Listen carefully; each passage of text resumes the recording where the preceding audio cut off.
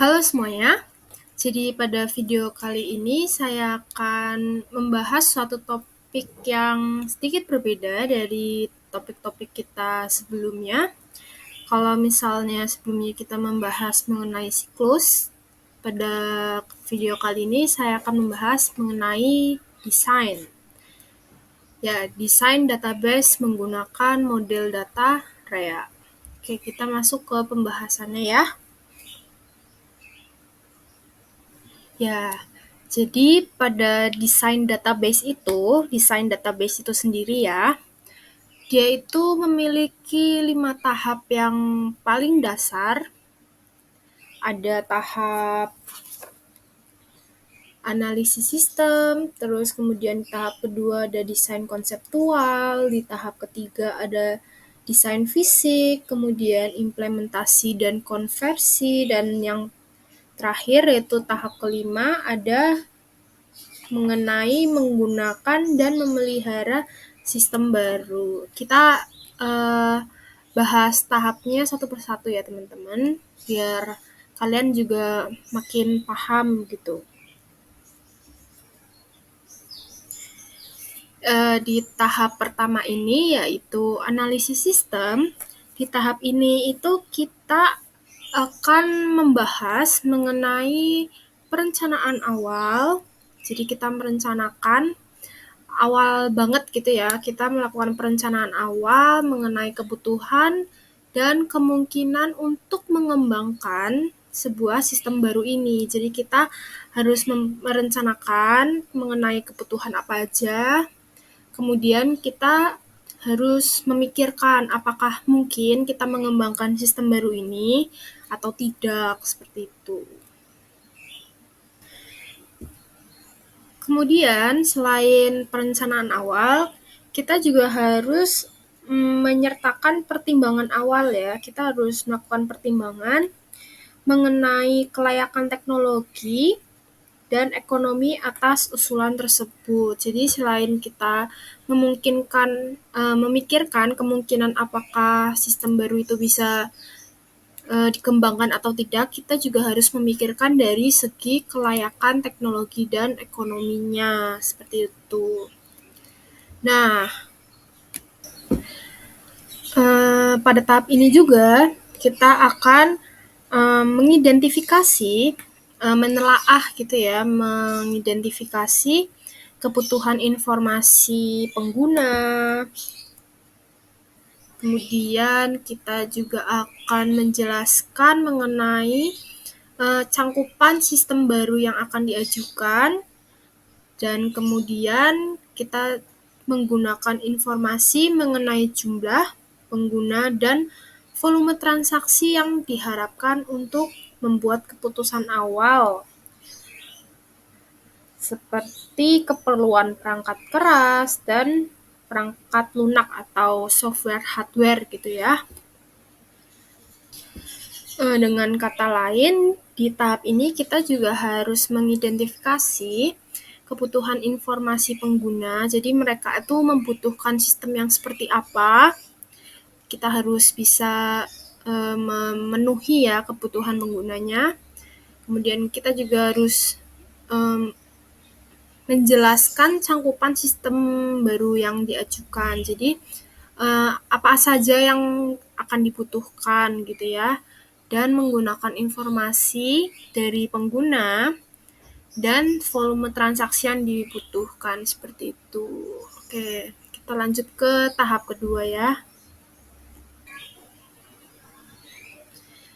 Oke, di tahap kedua ini kita akan membahas mengenai desain konseptual. Di tahap ini, desain konseptual ini, kita akan melakukan pengembangan skema yang berbeda ya, bagi sistem baru pada tingkat konseptual, eksternal, dan juga internal gitu. Jadi tidak hanya pada tingkat konseptual ya, sebenarnya ada tingkat eksternal dan internal, itu juga harus dipertimbangkan, harus dipikirkan gitu ya. Kemudian di tahap ketiga ini yaitu desain fisik. pada tahap ini itu kita akan melakukan penerjemahan skema yang tadi sudah kita kembangkan itu. Kita harus menerjemahkannya kembali pada tingkat internal ke dalam struktur database sesungguhnya yang nantinya ya akan diimplementasikan dalam sistem baru tersebut gitu. Jadi setelah kita dikembangkan, kita harus menerjemahkan skemanya pada tingkat internal ke dalam struktur database sesungguhnya ya. Seperti itu. Oke, selanjutnya di tahap keempat, ya ini di tahap ini kita sudah mulai mengimplementasi dan konversi ya. Konversi. Oke. Nah, pada tahap ini itu kita harus menyertakan seluruh aktivitas terkait dengan transfer data dari sistem yang ada, dari sistem yang sebelumnya tuh, atau sistem yang sudah ada gitu ya, ke dalam sistem informasi akuntansi SIA, database baru. Selain itu, kita juga harus menguji sistem barunya tentu aja ya. Setiap kita bikin, nggak cuma sistem ya, kita bikin makanan atau bikin apa gitu ya yang kita buat sendiri, kita kan harus menguji ya apakah itu layak atau enggak, apakah ada error atau apakah ada yang kurang, ini itu gitu ya. Jadi sebenarnya nggak cuma sistem tapi semuanya gitu ya. Nah, kita dalam implementasi dan konversi ini di tahap ini itu kita harus menguji sistem baru kita. Jadi kita akan tahu gitu sistemnya tuh bekerja dengan baik atau tidak, kurang apa, atau ada yang kelebihan apa, seperti itu, atau ada error atau cacat, seperti itu. Nah, setelah kita menguji dan udah fix, udah oke gitu ya, kita akan melatih para pegawai atau para penggunanya gitu ya, pengguna sistem baru kita ini. Kita tentu harus melatih mereka mengenai penggunaan sistem barunya. Ya karena mau secanggih apapun, mau sebagus apapun sistemnya, mau apa ya, mau sesempurna apapun sistemnya, kalau misalnya kita penggunanya nggak bisa menggunakan sistemnya kan juga percuma ya, nggak akan bisa beroperasi dengan baik. Jadi kita harus melatih para pegawai atau penggunanya untuk menggunakan sistem baru. Jadi kita harus ngajarin sistem ini tuh gimana cara menggunakannya agar lebih efisien dan efektif gitu. Agar lebih berguna gitu ya, bukannya malah tambah nambah-nambahin pekerjaan atau nambah-nambahin masalah. Tapi harusnya sistem baru itu lebih efektif, lebih efisien, lebih ringkas gitu ya, lebih bisa meringankan beban kita gitu. Nah, kemudian di tahap terakhir ini yaitu menggunakan dan memelihara sistem baru. Nah, pada tahap ini kita akan melakukan pengawasan ya, kita akan melakukan pengawasan terhadap kinerja sistem dan kepuasan pengguna untuk menentukan kebutuhan untuk membuat peningkatan dan modifikasi sistem. Jadi, di tahap ini kita akan melakukan pengawasan kinerja sistem, tentu aja ya. Sistem baru nggak mungkin bisa langsung dilepas gitu aja ya. Kayak anak baru lahir aja harus butuh pengawasan kan sampai di umur tertentu. Nah, begitu juga dengan sistem ya. Kita harus melakukan pengawasan, apakah sistemnya bekerja dengan baik, apakah dia sejalan dengan tujuan kita, apakah dia membantu atau justru tidak membantu apa-apa. Kita tuh harus melakukan pengawasan kinerja sistem ya. Jadi kalau misalnya ada error atau ada kesalahan apa, bisa langsung diperbaikin gitu. Nah, kita juga harus melihat kepuasan penggunanya. Apakah penggunanya kurang puas atau sudah puas, itu kita harus kita harus melihat gitu ya, karena kepuasan pengguna itu merupakan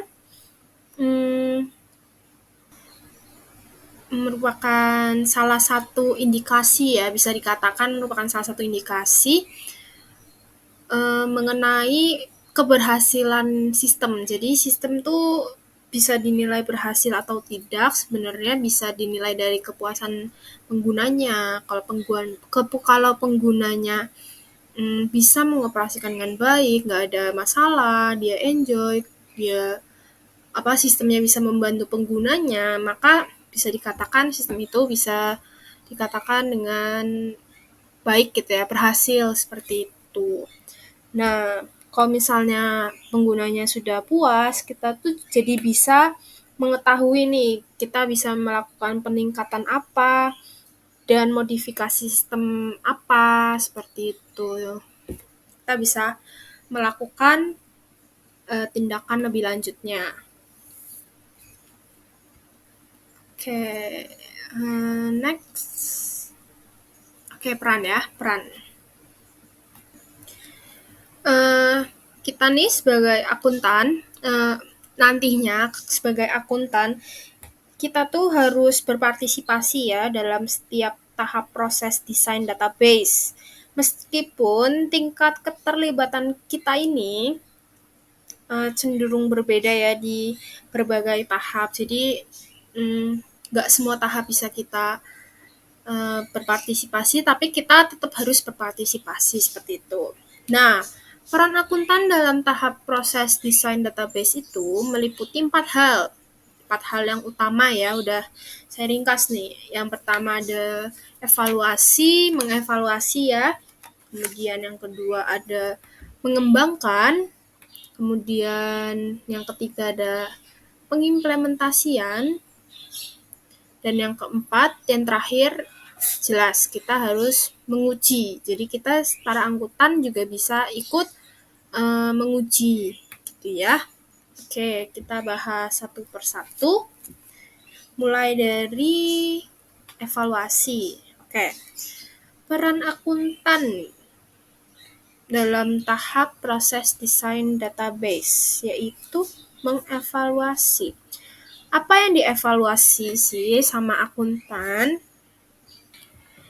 Jadi para akuntan ini membantu mengevaluasi mengenai kemungkinan proyek dan mengidentifikasi kebutuhan informasi pengguna. Jadi akuntan ini mereka membantu mengevaluasi kemungkinan proyek dan mengidentifikasi kebutuhan informasi pengguna. Jadi mereka juga ikut dalam pengumpulan informasi penggunanya ya, kayak apa yang dibutuhin pengguna, seperti yang tadi udah dibahaskan. Kita harus mengetahui apa kebutuhan penggunanya, siapa target marketnya, siapa yang akan menggunakan sistemnya, terus intinya kebutuhan apa gitu lah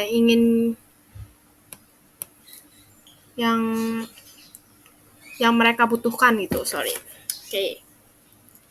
Lanjut di tahap pengembangan ya. Pengembangan ini masuk di tahap desain konseptual ya. Jadi para akuntan ini berpartisipasi dalam mengembangkan skema-skema yang logis ya tentunya, seperti mendesain kamus data dan menspesifikasi pengendalian-pengendalian yang penting seperti itu. Nah, kemudian jika para akuntan ini memiliki kemampuan database yang baik, yang bagus gitu ya, mereka nggak gaptek istilahnya seperti itu ya, mereka tuh bisa ikut berpartisipasi dalam pengimplementasian model data selama tahap desain fisik seperti itu. Jadi akuntan ini kalau punya kemampuan database yang baik ya, mereka tuh bisa ikut dalam pengimplementasian model data di tahap desain fisik. Nah, selama tahap implementasi dan konversi, kita masuk ke tahap terakhir yaitu tahap menguji ya. Pada tahap ini itu para akuntan harus dilibatkan. Jadi akuntan mau nggak mau tuh harus terlibat ya dalam eh, tahapan implementasi dan konversi ini.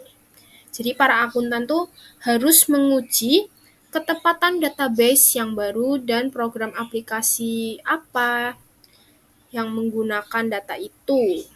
Begitu pula menilai kecukupan pengendalian. Nah, jadi itu pada akhirnya ya, banyak akuntan menjadi pengguna reguler gitu ya. Bisa dikatakan akuntan ini sebenarnya menjadi pengguna reguler dari database organisasi. Dan kadang bahkan ya ada beberapa ya akuntan yang punya tanggung jawab atas manajemennya seperti itu. Um, karena tadi sudah dibahas mengenai peran akuntan dalam tahap proses desain database, para akuntan ini mungkin menyediakan nilai besar pada organisasinya dengan berpartisipasi dalam pemodelan data. Kalau ada yang belum tahu pemodelan data itu apa, ya Pemodelan data ini menjelaskan seluruh sebuah database sehingga ia dengan jujur merepresentasikan seluruh aspek organisasi termasuk interaksinya dengan lingkungan eksternal. Nah, sasarannya itu jadi pemodelan data ini punya sasaran. Sasarannya adalah untuk secara eksplisit ya, menangkap dan menyimpan data mengenai setiap aktivitas bisnis organisasi yang akan direncanakan, dikendalikan atau dievaluasi seperti itu. Nah, pemodelan data ini terjadi selama baik tahap analisis desain maupun desain konseptual dan desain database seperti itu.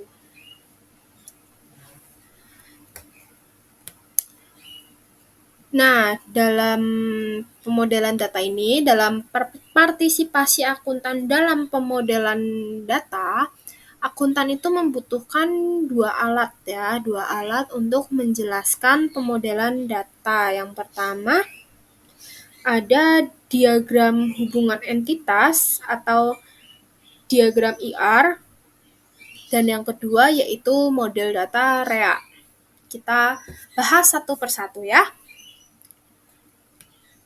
Next. Nah, ini merupakan contoh dari diagram IR ya. Bisa dilihat, dicermati.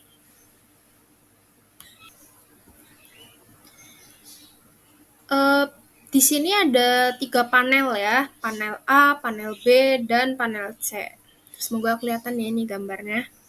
Ya, kita bahas satu-satu ya. Pertama di panel A. Di panel A ini menggambarkan suatu hubungan yang digambarkan dengan wajik. Kalau misalnya terlihat, di situ ada entitas penjualan dan entitas persediaan. Di tengah-tengah ada gambar wajik, yaitu item baris. Ini menjelaskan yang mana hubungan antara penjualan dan persediaan itu ada hubungan item baris. Kalau di panel A, hubungan itu digambarkan dengan wajik. Seperti itu ya. Kemudian di panel B ini berbeda. Hubungan digambarkan tanpa wajik. Jadi masih sama entitasnya, penjualan dan persediaan. Di tengah-tengahnya sudah nggak ada wajik kan. Nah, itu hubungannya digambarkan tanpa wajik. Jadi cuma disambungkan melalui satu arus gitu ya, satu garis. Lain lagi dengan panel C. Panel C ini merupakan atribut yang dilampirkan ke entitas. Atribut itu yang kecil-kecil ini. Ada 3 tuh. Atau enggak, itu di bawah juga ada, bisa kalian lihat ya. Nah, di panel C ini ada entitas penjualan dan persediaan yang tetap dihubungin oleh satu garis itu, tapi di dalam entitas penjualan ini dia terdapat 3 Atribut, ya ada atribut nomor faktur, ada atribut tanggal, kemudian ada atribut jumlah. Sedangkan di entitas persediaan dia ada atribut jenis, deskripsi, kemudian ada daftar harga gitu ya. Ada satu panel lagi ya. Ya, ini panel D. Nah, kalau panel D ini atribut dicantumkan dalam tabel terpisah. Oh, jadi sama seperti panel ABC ya. Tetap entitasnya itu penjualan dan persediaan. Nah, tapi dia tuh nggak digambarkan, tapi melalui tabel. Dicantumkan dalam tabel terpisah, yaitu ada keterangannya. Jadi di penjualan nih, nama entitas penjualan, atribut, faktur, tanggal, jumlah. Kemudian di entitas persediaan, atributnya ada nomor barang, deskripsi, daftar harga, seperti itu. Jadi bisa dipahamin ya antara panel A, B, C, D perbedaannya apa, seperti itu ya. Semoga kalian paham. Oke, next. Oke, ini definisinya ya, definisi dari diagram hubungan entitas atau diagram IR ya. Diagram IR ini merupakan diagram atau teknik grafis gitu ya untuk menggambarkan sebuah skema database yang menunjukkan berbagai entitas yang dimodelkan dan dan hubungan-hubungan penting yang ada di antaranya, seperti tadi ya. Di sini kan ada tuh antara entitas dan hubungannya itu apa aja, seperti itu ya. Nah, biasanya ini diagram hubungan entitas tuh biasa disebut sama orang-orang sebagai diagram IR. Terserah kalian mau ngomongnya diagram entitas atau diagram IR, sama aja ya. Kemudian kita masuk ke diagram REA. Nah, ini merupakan contoh dari diagram REA ya. Di situ sama ada entitas persediaan, penjualan, pegawai, pelanggan, penerimaan kas, terus juga ada kas. Yang membedakan apa? Di sini itu yang membedakan nih. Persediaan ini kita bisa katakan sebagai sumber daya A yang akan mendapatkan sumber daya A, yaitu penjualan, seperti itu. Nah, pegawai ini merupakan agen internalnya, sedangkan pelanggan merupakan agen eksternal. Kemudian kas, entitas kas itu bisa dikatakan sebagai sumber daya B yang akan memberikan sumber daya B, yaitu penerimaan kas, gitu ya. Sampai sini paham ya? Baik. Next. Nah, definisinya sendiri dari model data REA ini merupakan sebuah diagram data yang digunakan untuk mendesain database sistem informasi akuntansi ya, tentunya ya, untuk mendesain database ya. Ini mengandung informasi mengenai 3 jenis entitas yang paling mendasar atau fundamental ya. Ada entitasnya itu ada sumber daya, ada peristiwa, ada agent. Nah, oke. Entitas sumber daya ini didefinisikan sebagai hal-hal yang memiliki nilai ekonomis untuk organisasi seperti kas, persediaan, perlengkapan, pabrik, dan juga tanah. Sedangkan peristiwa ini, namanya juga peristiwa pasti aktivitas ya. Jadi peristiwa ini merupakan aktivitas bisnis mengenai apa yang manajemen ingin kumpulkan. Kemudian informasi untuk perencanaan atau tujuan pengendalian, seperti itu ya. Dan yang terakhir entitas agent. Agent atau orang gitu ya, atau pengguna gitu ya. Dia ini didefinisikan sebagai orang atau organisasi yang berpartisipasi dalam peristiwa dan mengenai siapa informasi yang diperlukan, seperti itu. Oke. Nah, dalam merancang rea dasar, model data rea yang dasar ini ada 3 aturan ya di dalamnya. Oke, itu for your information aja. Lanjut. Nah, dalam mengembangkan diagram rea itu meliputi 3 langkah utama ya. Di langkah pertama yaitu ada mengidentifikasi peristiwa yang relevan tentunya. Mengapa kita harus mengidentifikasi peristiwa yang relevan ya? Karena jelas kita harus tahu ya peristiwa atau hal-hal apa saja yang relevan dengan diagramnya, seperti itu harus nyata seperti itu ya. Kemudian di langkah kedua yaitu ada mengidentifikasi sumber daya dan agent. Tadi kan saya udah jelasin ya. Entitas itu ada 3, yaitu sumber daya, ada peristiwa, ada agent. Peristiwa sudah diidentifikasi di langkah pertama. Kemudian di langkah kedua kita akan mengidentifikasi sumber daya dan agent untuk menjawab beberapa pertanyaan ya, seperti itu. Pertanyaannya apa aja? Seperti apa yang dikurangi dari peristiwa memberikan, kemudian apa yang diperlukan oleh peristiwa memberikan, dan yang terakhir ada apa yang dipengaruhi sebuah peristiwa komitmen, seperti itu.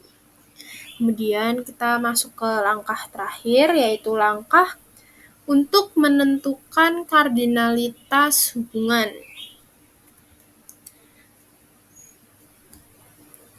Ini merupakan langkah terakhir ya dalam menggambarkan diagram rea bagi suatu siklus transaksi ya.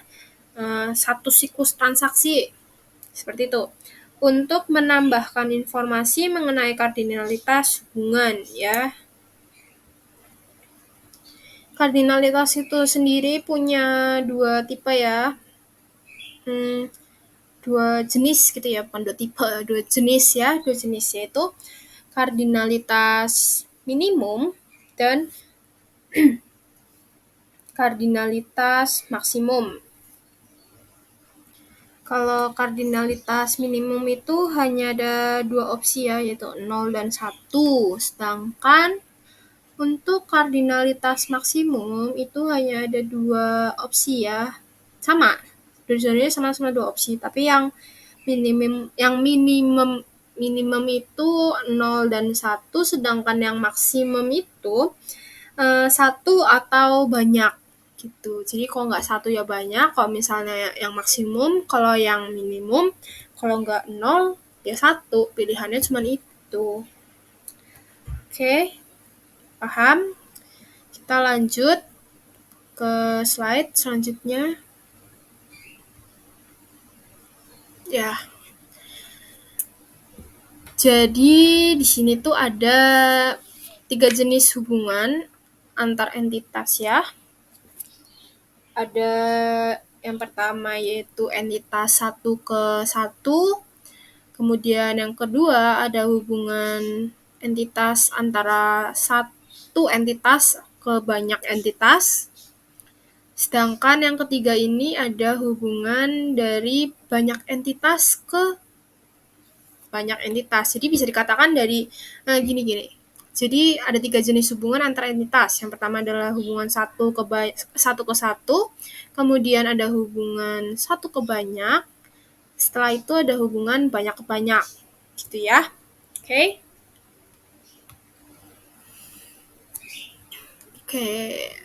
Next. Oh sudah. Ya. Segitu aja yang bisa saya jelaskan pada video kali ini mengenai desain database menggunakan model data rea yang sudah kita bahas barusan ya. Memang topik ini itu agak sedikit berbeda seperti yang sudah saya sampaikan, namun ini masih satu kesatuan ya dengan pembahasan kita sebelumnya dengan siklus-siklus. Oke, semoga kalian paham dengan penjelasan saya. Jika ada pertanyaan, bisa ditulis di kolom komentar ya. Nanti akan saya jelaskan di kolom komentar. Seperti itu. Oke, semoga kalian semua sehat-sehat ya. Terima kasih.